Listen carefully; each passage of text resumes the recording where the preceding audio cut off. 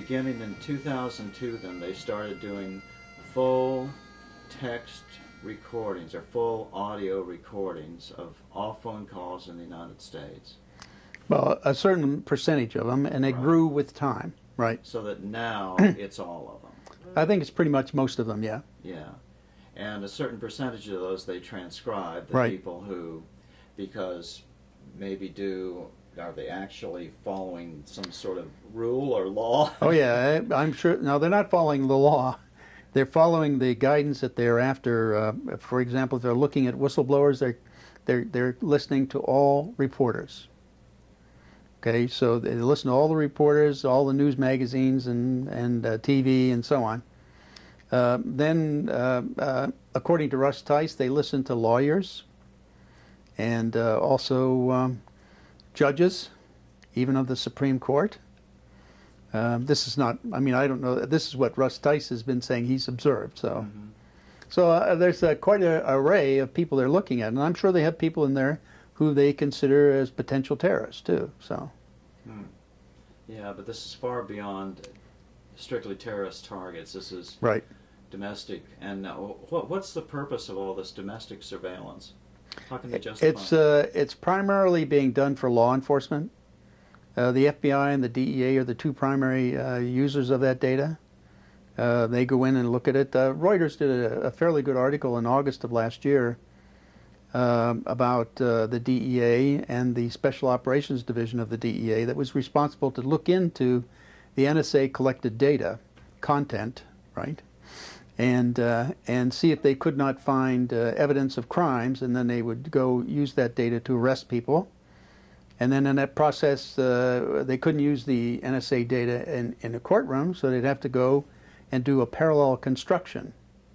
And that meant they would have to use what they would consider normal, typical police investigative techniques to find the evidence to use to arrest them.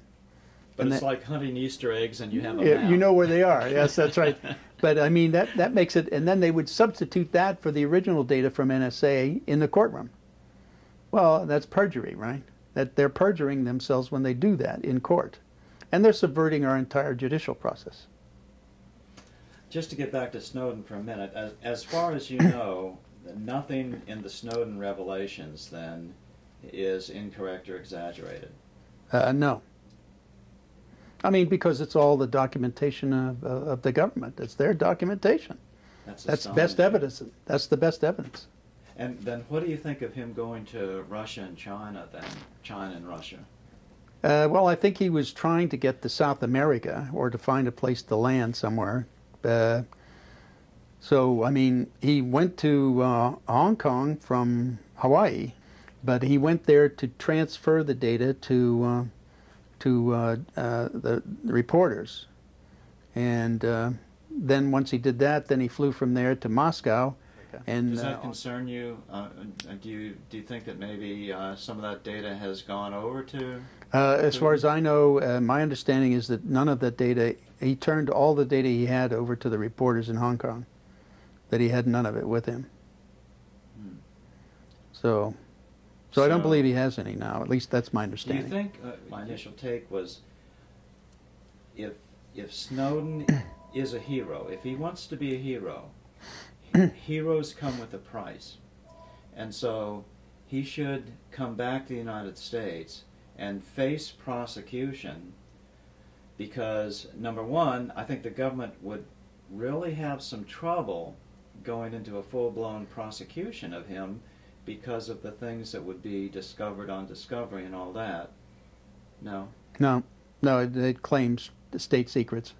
And you never get to see it, and you could never bring it up. They did the same thing in the Tom Drake trial. He wouldn't get a fair trial, is what I'm saying. They would deny use of the evidence in court. They would deny use of any motivation statements, or any exculpatory data that they didn't want admitted. They could claim state secrets, which is what they did with Tom Drake. So I mean, he would never get a fair trial here, not under this administration.